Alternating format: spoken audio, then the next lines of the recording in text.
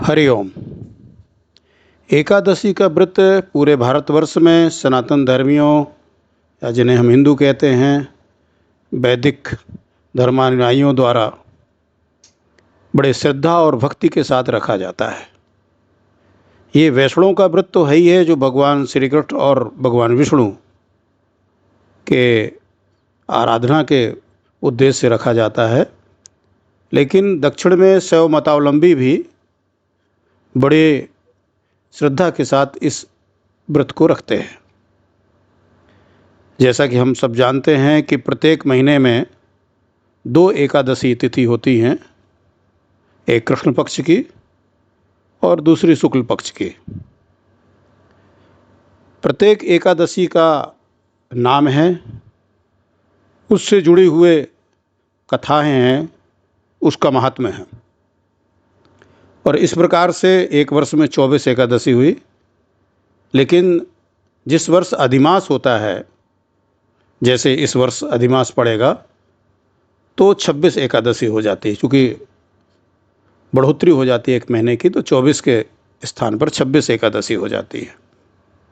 सौभाग्य से आज देवशयनी एकादशी है। ये आषाढ़ मास के शुक्ल पक्ष के दिन जो एकादशी पड़ती है उसे देवशयनी एकादशी कहते हैं।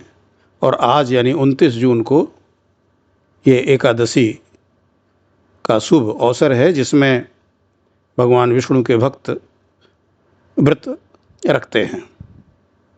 इस दिन भगवान विष्णु का शयन काल शुरू हो जाता है, इसलिए इस एकादशी का नाम देवशयनी एकादशी कहते हैं।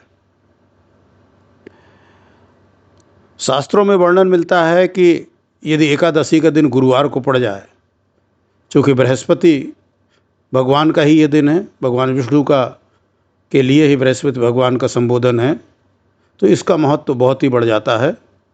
और सौभाग्य से आज की जो एकादशी है और बृहस्पति के दिन ही पड़ रही है।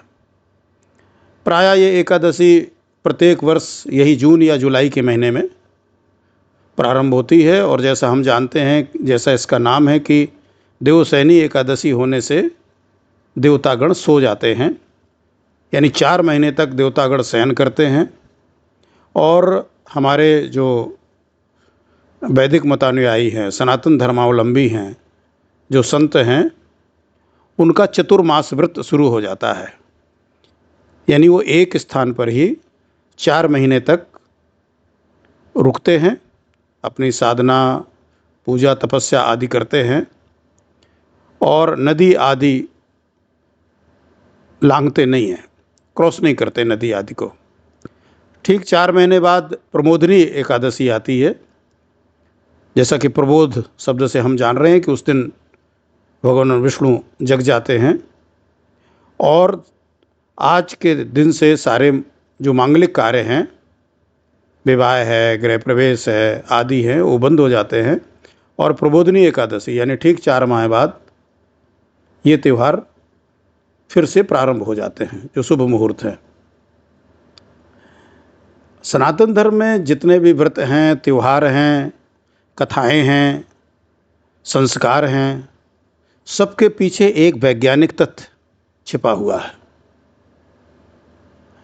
यद्यपि उस वैज्ञानिक तथ्य का उद्घाटन हर प्रकरण में नहीं किया गया है, क्योंकि अगर उस पर विवेचन और उद्घाटन किया जाएगा तो एक एक मामले में हजार पेज की पुस्तक का निर्माण हो जाएगा। अब हमारे यहाँ एकादशी को इतना महत्व क्यों दिया गया? यानी मानव को, जीव को संसार में जो भी उपलब्धि हासिल करना है वो एकादशी के व्रत से कर सकता है। प्रत्येक एकादशी से जुड़ी हुई विभिन्न प्रकार की कथाएं इसी ओर संकेत करती हैं, चाहे वो पुत्र की प्राप्ति हो या लक्ष्मी की प्राप्ति हो या स्वर्ग की प्राप्ति हो।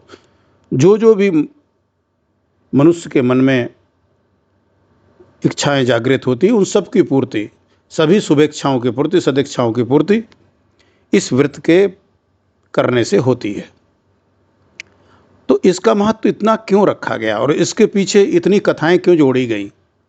चाहे वो श्रीमद् भागवत हो या ब्रह्मावर्त पुराण हो, विभिन्न ग्रंथों में अलग अलग एकादशी के बारे में महत्व की चर्चा होती है और किन्हीं किन्हीं ग्रंथों में सभी एकादशियों के बारे में चर्चा आती है।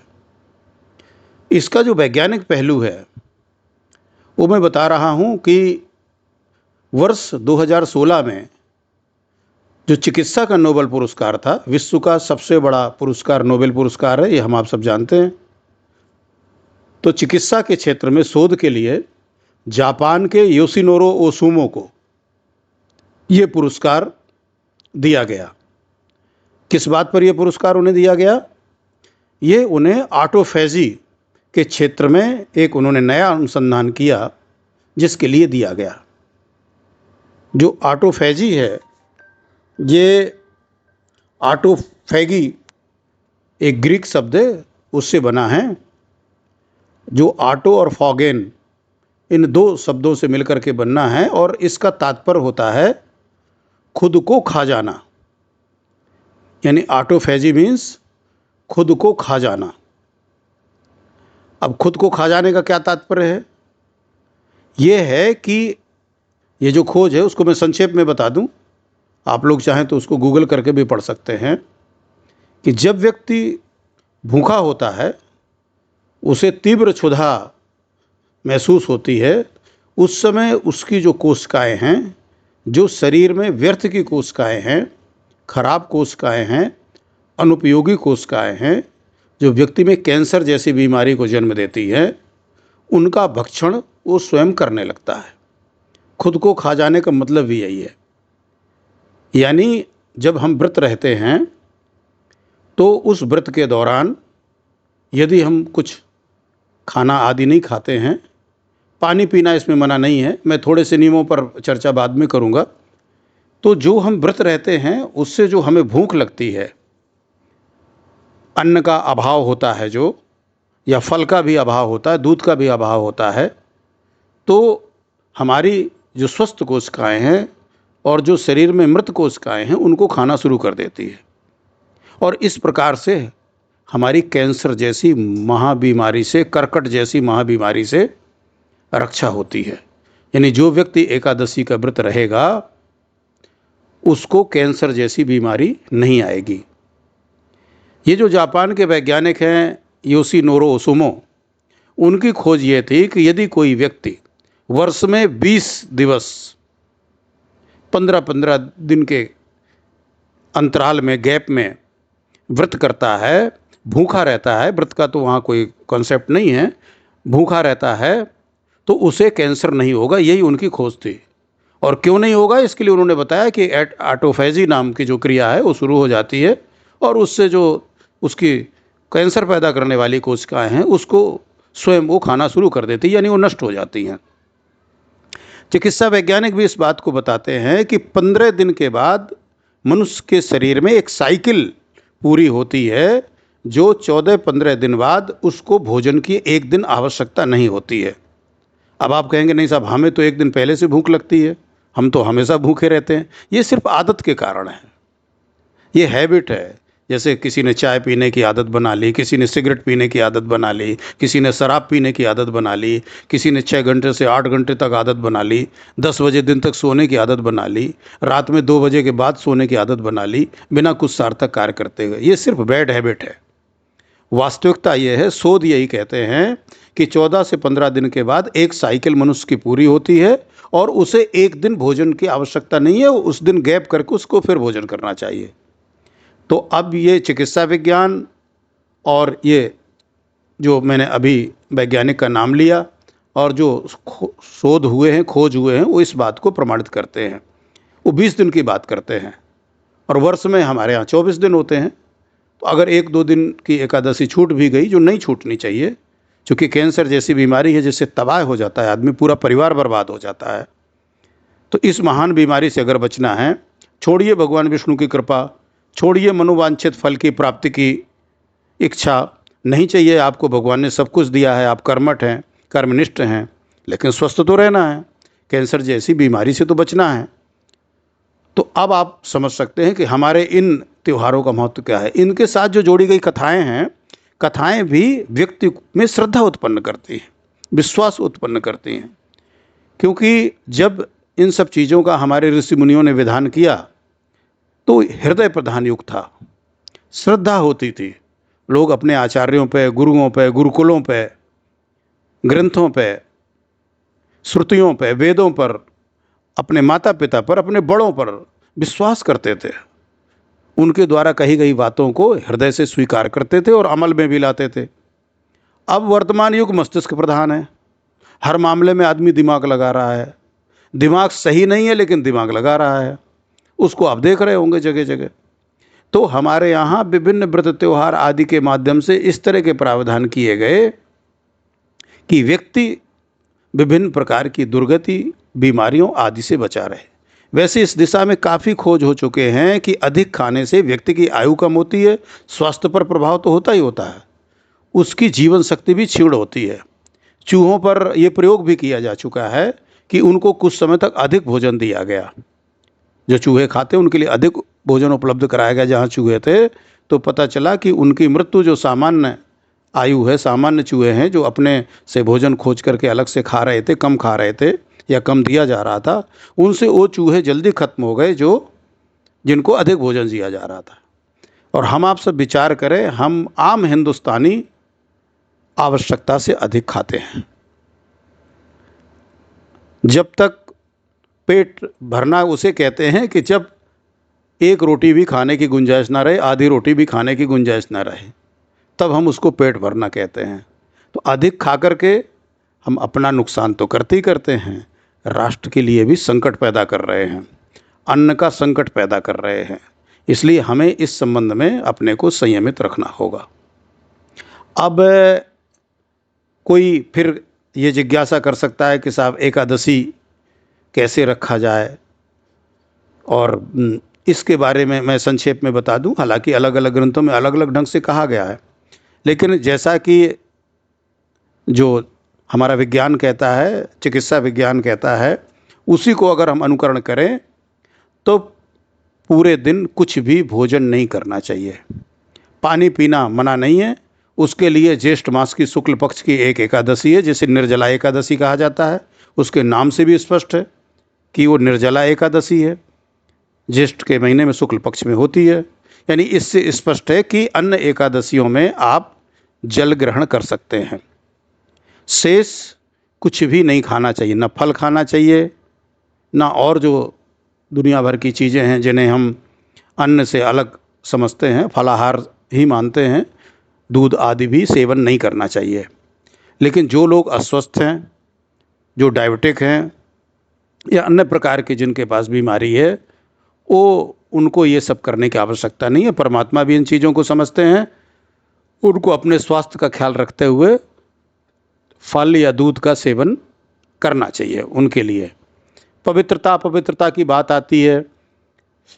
देखिए, हमें अपशब्द, किसी के साथ दुर्व्यवहार तो कभी नहीं करना है। स्वच्छता का ध्यान हमेशा रखना है। शेष एकादशी के दिन कोई भी ऐसा कार्य वर्जित नहीं है जो आप सामान्य अवस्था में करते हैं।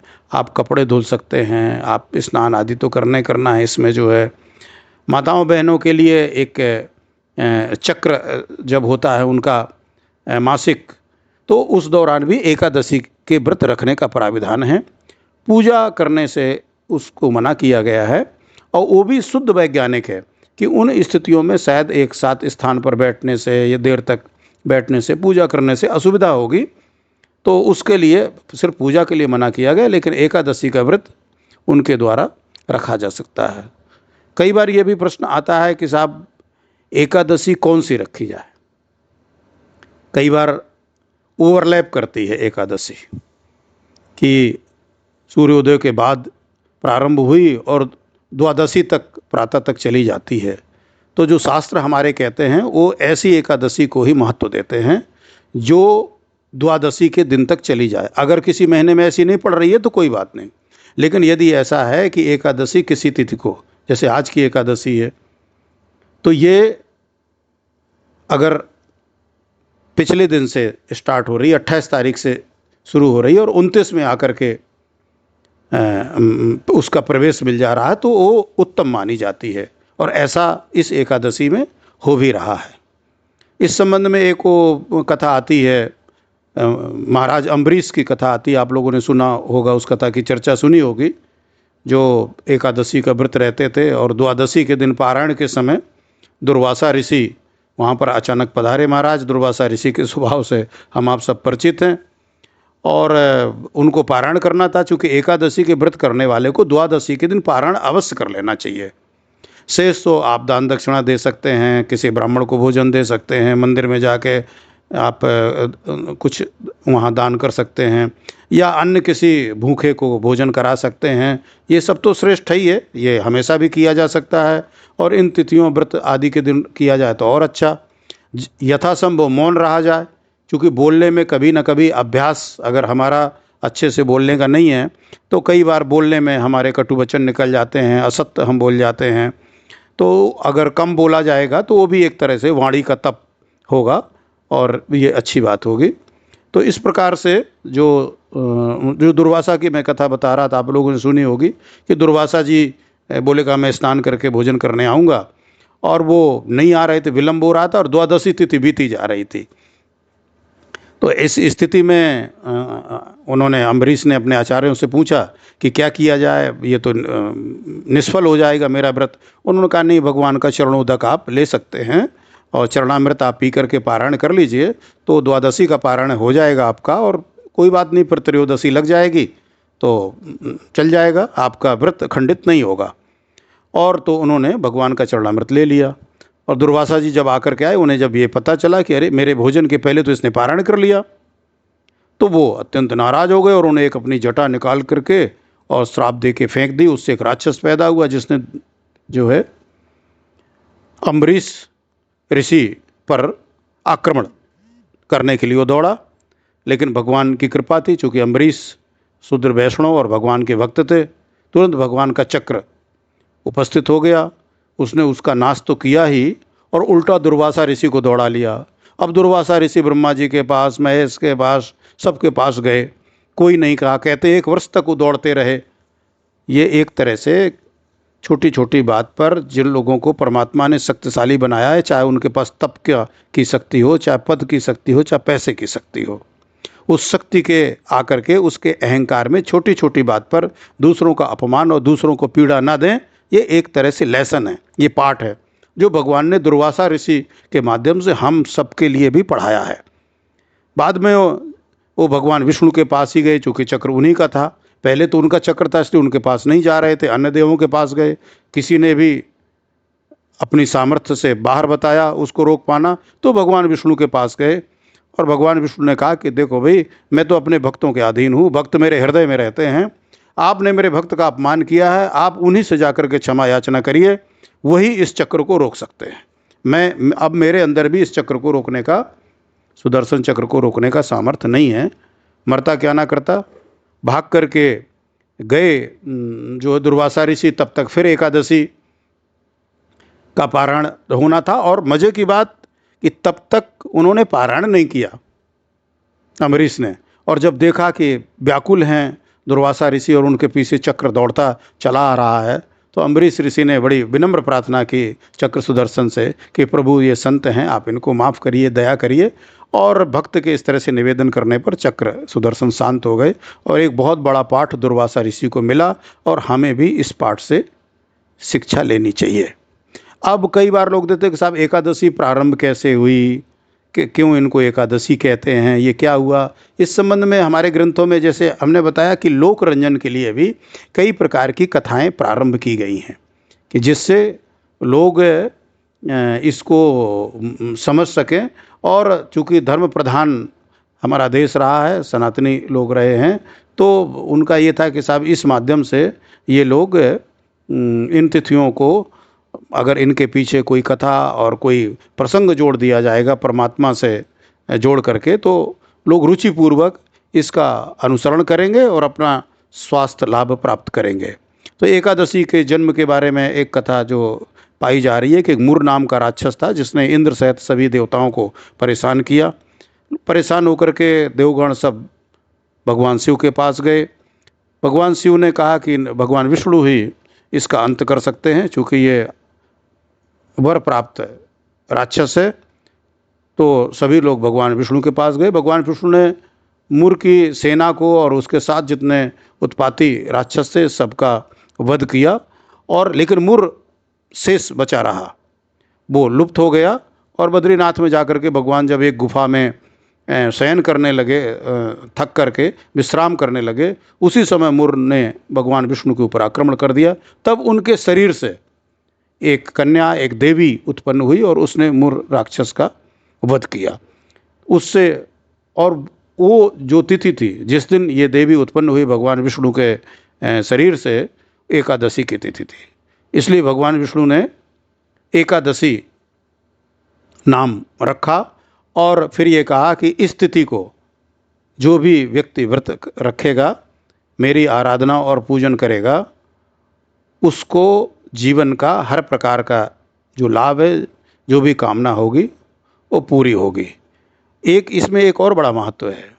एकादशी पे यदि शास्त्र हमारे कहते हैं कि अगर कोई भोजन किसी को मिले ना, किसी वजह से भूखा रह जाए, व्रत नहीं वो कर रहा है, लेकिन फिर भी अगर वो भूखा रह जाएगा, भले उसका इरादा एकादशी व्रत पालन करने का ना हो, फिर भी उसको इस व्रत का पूरा फल मिलेगा। इस व्रत का आप समझ सकते हैं कि बिना जाने भी यदि कोई व्यक्ति उस दिन भूखा रह गया, तब भी उसको जो है इस का फल मिलेगा। शेष तो हमारे यहाँ ग्रंथ ये भी कहते हैं कि हमें बिना किसी फल की आकांक्षा के ही अपने व्रत या अपने कर्म करते रहना चाहिए, क्योंकि कर्म हमारे अच्छे और बुरे, बुरे तो कर्म तो करने नहीं, लेकिन अच्छे कर्म भी यदि हम फलाकांक्षा के करेंगे तो हमको संसार में फंसाते हैं। और संसार में आने पर तो फिर हमें संसार में अनुकूलता और प्रतिकूलता दोनों का दर्शन करना ही पड़ता है। तो बेहतर होगा कि हम बिना किसी फलाकांक्षा के ईश्वर के प्रति समर्पित होकर के एकादशी का पालन पूर्ण करें। तो एकादशी के बारे में, ये जन्म के बारे में मैंने बता दिया। शेष जो हमारी 24 और अधिमास में 26 एकादशी हैं, उन सब के अलग अलग नाम हैं। विजया एकादशी है, पुत्रदा एकादशी है, और जैसा नाम है उन नामों से उन एकादशी के फलों की भी परिणति बताई गई है। लेकिन हर वैष्णव के लिए हमारे शास्त्र बताते हैं कि एकादशी का व्रत जरूर रखना चाहिए।